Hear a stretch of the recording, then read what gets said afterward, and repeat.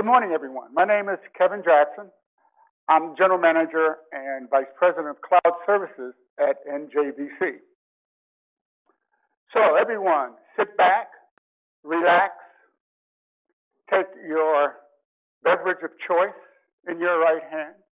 We're sitting on the beach, watching everything on the beautiful beaches of Haiti, enjoying our vacation, when suddenly a strong earthquake hits. Buildings are starting to fall. The government of Haiti is in turmoil. They know it's a poor country. We have no way to really respond to this event. This is a major catastrophe. Information technology, we barely have water and food. The president of Haiti picks up the phone, calls The Hague, Brussels, NATO, please help us. We're in desperate need here of assistance. We've had a major event. NATO calls its members and initiates an humanitarian assistance and disaster response to Haiti. The NATO GeoCloud contingency plan is initiated. Part of the contingency plan is to identify cloud service providers within the geospatial area that can provide IT services from the cloud to support an humanitarian assistance and disaster relief response. A cloud service broker is engaged to connect multiple commercial, public, and private clouds to provide an infrastructure, an IT platform for the critical applications that are needed to respond. So in order to do this, in this case, the CloudCuity Cloud Broker identifies Amazon Web Services and Sabbath. Amazon would be the operational cloud, and Sabbath would be the backup cloud. CloudCuity will broker those services, and we're also calling into play a virtual organization. This virtual organization lives on an OpenStack cloud managed by Aerospace Corporation. We also are clear that we need geospatial information. Not only have we had a terrible event, but all the geospatial information that we had before the earthquake is no longer viable. We need to recreate. Where are the buildings? Where are the new shanty towns? So we call upon the Google Geospatial Server as a source. We also reach out to our friends at Boeing. Boeing has a geospatial server capability as well. And we're sucking in information from the National Geospatial Intelligence Agency, from Google, from Boeing. How do you work all that together? How do you make it interoperable? Well, you use the Open Geospatial Consortium's standards, OpenGeo, and create a geospatial server pool so that we can effectively interoperate the geospatial data. And all this information is taken into a common operating environment we call GeoPath. So what does it take to build an infrastructure from scratch? Time, money, hardware, software. Well, I'm going to show you what it takes to do it with a cloud service brokerage environment. In the back, behind the curtain, is Holly Hauser. She's the program manager for CloudCuity.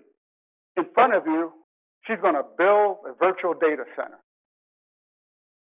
She goes to VDC, add a virtual data center. What server? What provider? Amazon? Where are we? US East region is a good place to cover Haiti. We name it the NCOIC Rapid Response Capability, save it, and launch it.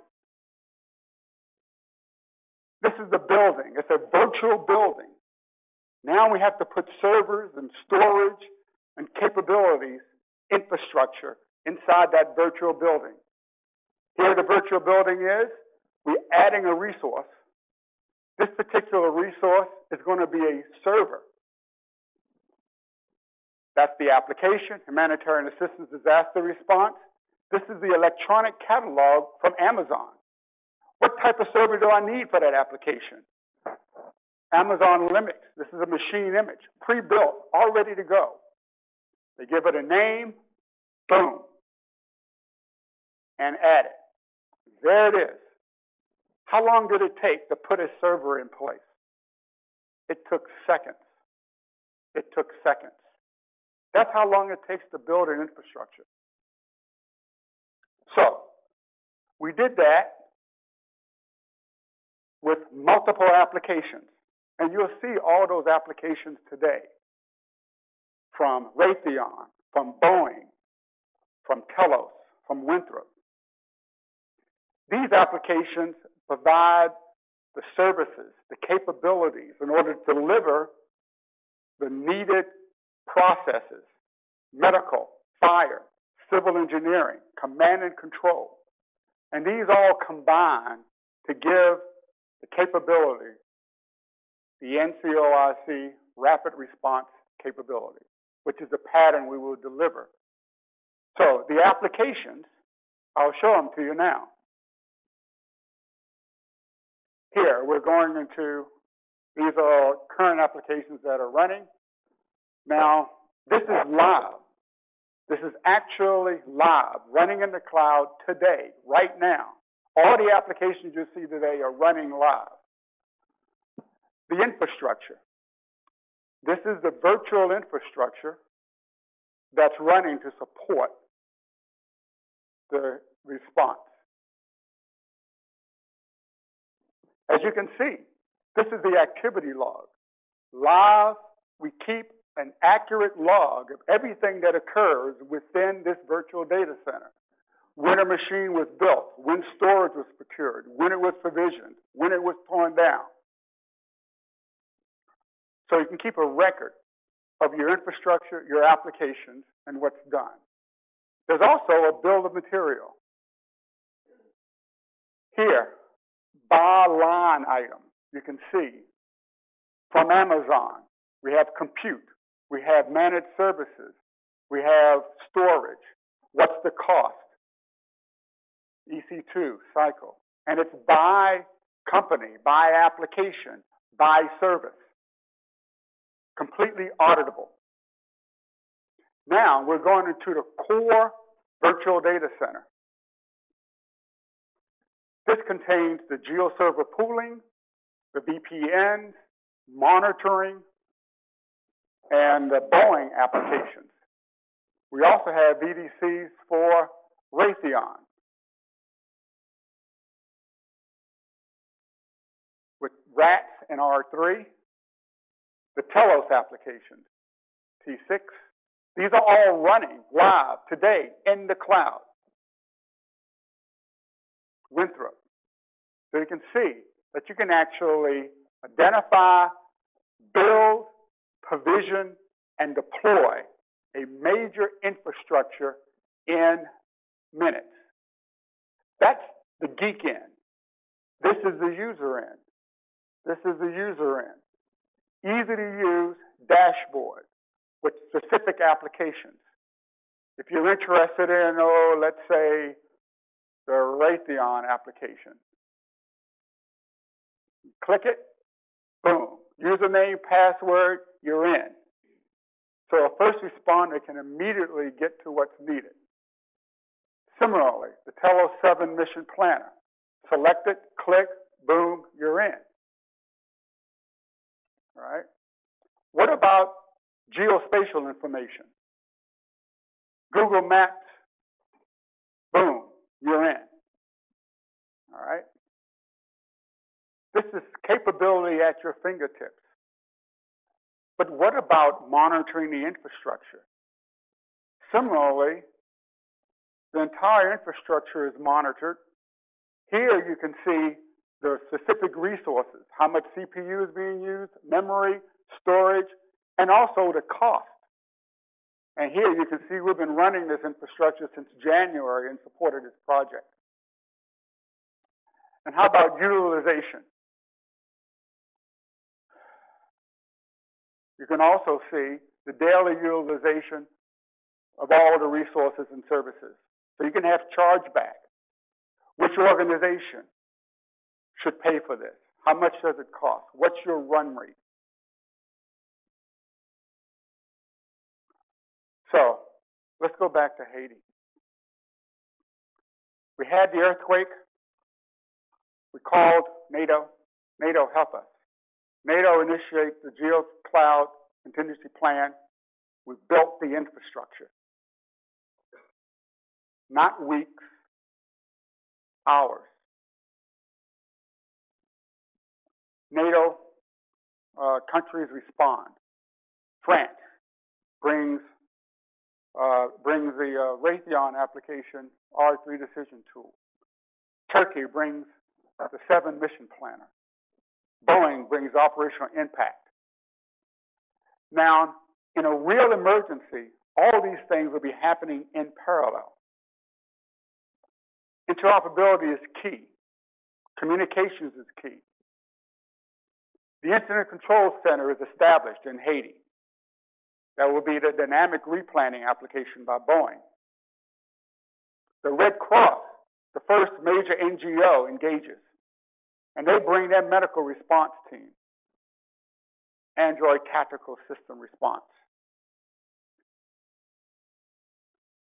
The first non-NATO responder, Israel.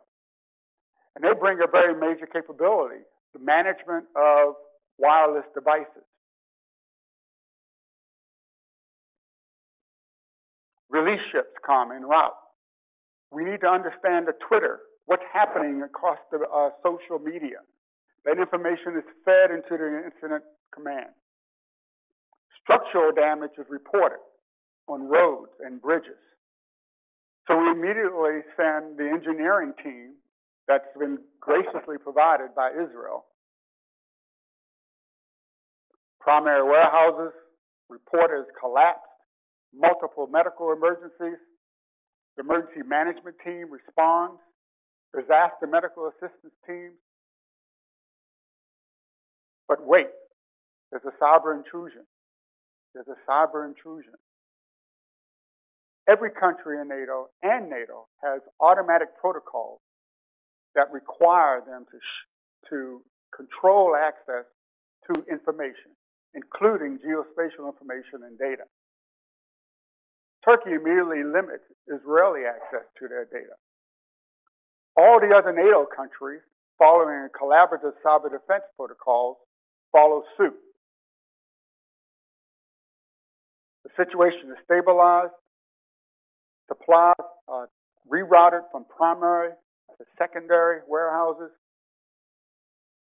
And now, every country wants to understand, where did my data go? Who had access to my data?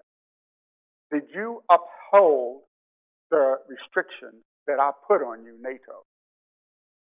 So a geodata audit is requested. So this is the scenario within which all these applications were developed. As I said, in a real response, all this will be happening in parallel on top of one another. In order to make it a little easier for you, the audience, we'll be doing it in sequence.